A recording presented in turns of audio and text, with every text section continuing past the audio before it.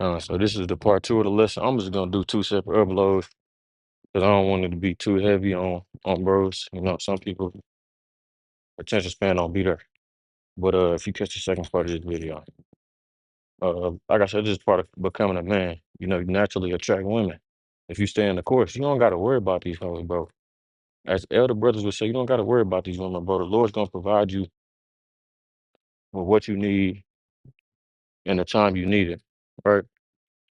He's gonna provide you with a woman, bro. Call upon the names of your how about Shema Shah. That's what you want if you burn it. But if you can withstand that and not have a woman, and that's good too, you know. Just how you a concubine. At the end of the day, just remember the main focus is the truth. And remember what your job is. But First Timothy 2:15, notwithstanding, she shall be saved and childbearing if they continue in faith and charity and holiness with sobriety, right? So a lot of these women are gonna come in and they're gonna be saved through brothers. You know how beautiful that is? That's beautiful, bro. If you can save others and bring others into the truth, that's beautiful, bro. That means you're doing your job. That's beautiful. It's just like I'm not so like I don't want to use that. I don't want to use that example.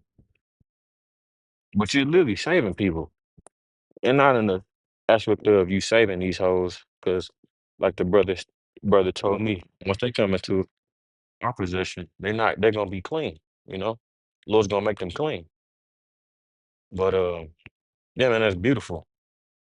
And then of course Isaiah 4:1. You know, this war continues to escalate day by day. If you just look at the updates of the war, every single day, either a new country jumping in, or it's getting worse. And more Americans are dying. So that's how you know the scriptures are faithful and true. Isaiah 3:25. Thy man shall fall by the sword, and thy mighty in the war, and those who escape the famine will die by the sword. So these worldly guys aren't getting out of the judgment that the Lord have set for them. It ain't no getting around it. Her gates shall lament and mourn, and she being desolate shall sit upon the ground. Why? Because these women are gonna be thirsting after a man, right? There's more of them than it is us. They're gonna be seeking protection in that day. You know, they're gonna be seeking the coupling of a man in that day. They're not gonna You're not gonna hear none of these folks saying they're independent. And if they is, their ass gonna die. You know?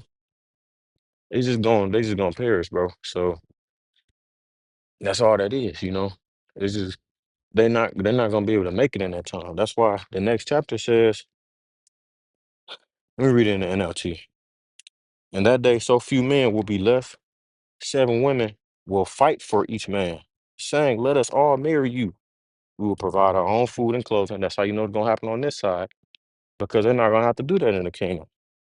Only let us take your name so we won't be mocked as old maids. Like I told you, going back to that point, women were referred to as maids, right?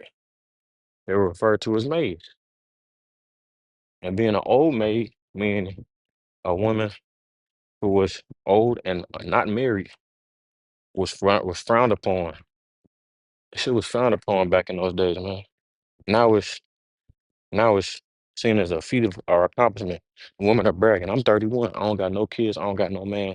I'm living my best life. You're fucking miserable. You're lying. You're miserable. That's what that is. You're miserable. And misery loves company. It says, verse 2, but in that day, the branch of Yahweh will be beautiful and glorious. The fruit of the land will be the pride and glory of all who survive in Israel. Right?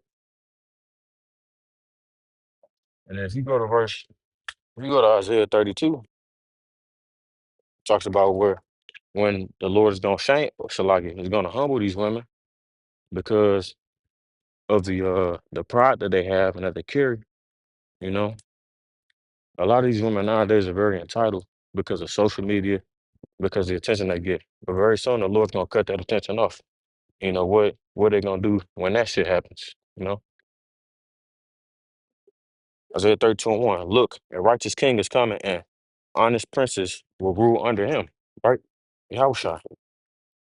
Each one will be like a shelter from the wind and a refuge from the storm, like streams of water in the desert and the shadow of a great rock and a parched land, right? Gonna be seen as protection for these women, man. Because these other guys out here, these worldly guys, they ain't gonna be able to protect their women in that day. These niggas are gonna be dying, bro. They're gonna be dying. They're gonna be laid out in the streets like dung. I don't think people understand. But these super saiyan, super niggas, they think they out here. They think they the next Street Fighter. Their ass gonna get laid out. Yeah, bro. They're gonna get laid out. You don't gotta worry about that. They gonna get taken care of. So there ain't gonna be none of that. You know, amongst other things, amongst other reasons why there's gonna be women staring men and being sister wives. Let's get that.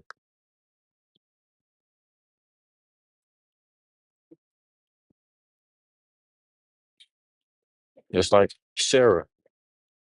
Sarah had a sister wife, Hagar, you know, even though she beat the brakes off Hagar because she got jealous, but still, you know, she had a sister wife. That was Hagar was her servant. And if Sarah was, if Hagar was Sarah's servant and Sarah was Abraham's possession, now what does that mean? That's his too.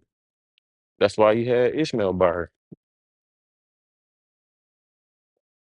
Sister wife is a co-wife in a polygamous marriage, one of two or more women who are married to the same man. The woman share a husband, though typically only one wife has a legal marriage certificate, while the others hold spiritual or ceremonial unions. Well, that's just some bullshit Esau you don't threw in there. Because in the scriptures, there's no such thing as no fucking legal marriage certificate. Look at the story between Isaac and Rebecca. You know, Isaac went in there, they presented him his wife. They went in that tent, they got married. Think they wrote down court documents. Isaac signed his name on a letter. She signed her name on a letter. He put a ring on her finger. They ain't do all that bullshit. They went in there and they got married, man. You know? And Lou made it be. Yeah. That woman is least desired among the nations. It's like I just had to throw that in there. Co-wives often live together, and they're gonna be the last ones who get aborted on board with this. That's why a lot of them are gonna perish. The Evite woman, so-called black woman. It says co-wives often live together or near each other, helping to raise children and manage household duties as if they were sisters. Like I said, you know, Esau don't want that to happen.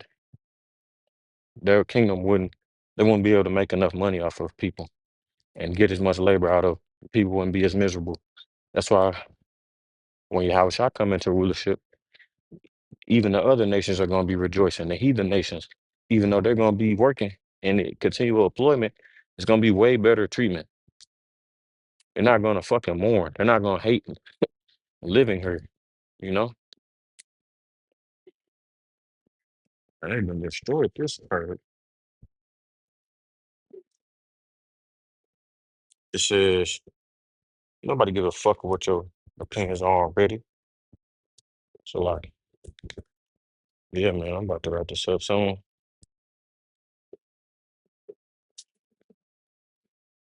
So, like, every time I walk past the damn thing, it just kick on. Look, he started. But, man, whoops, that one. But, yeah, man, you just start to see it more and more. You get Isaiah 13, of course.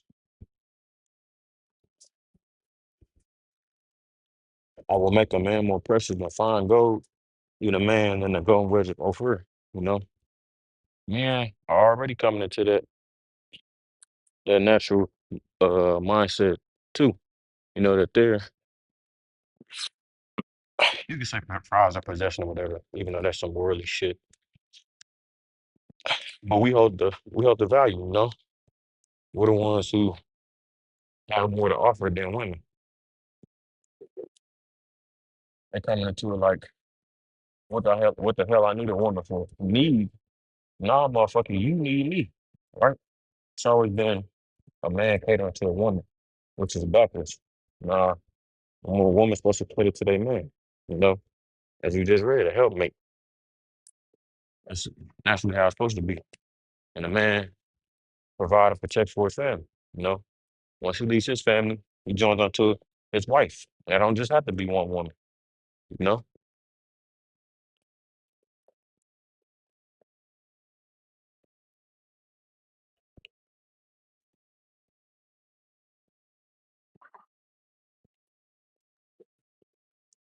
Genesis 2 and 23. And Adam said, this now, bone of my bones and flesh of my flesh, she shall be called woman because she was taken out of man. Therefore shall a man leave his father and his mother and shall cleave unto his wife, and they shall be one flesh. This explains why a man leaves his father and his mother and is joined to his wife, and the two are united in one, right? Look at all the kings, the prophets, right? The righteous man. And, you know, they had more than one woman. But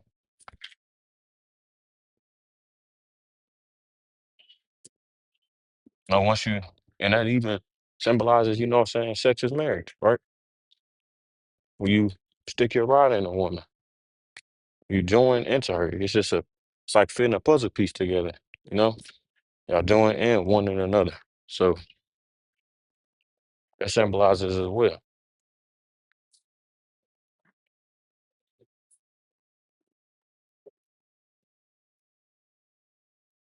So yeah, these people, man, Isaiah 4:1 on the way. Like I said, I know we keep saying it, but the Lord's putting that spirit out in the world for a reason, you know, so that it can be prophesied and so that it can be spoken into existence, you know, made manifest, made it clear.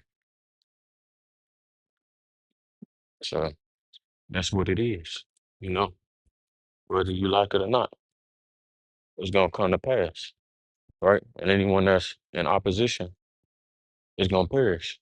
That's what the Lord said was gonna happen, you know. All those that hate the Lord love death. That's all spoken by the scripture, you know. So approaching my destination, made it home safely. Water your how about, you know, sure. Uh, low one lessons edifying to those out there listening and watching. My close it up there.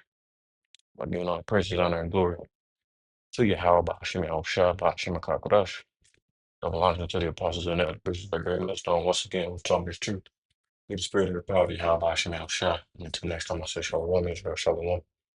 And always the one that close to the kingdom, man. Keep pushing, keep pushing, keep pushing. Shalom, Israel. Shalom.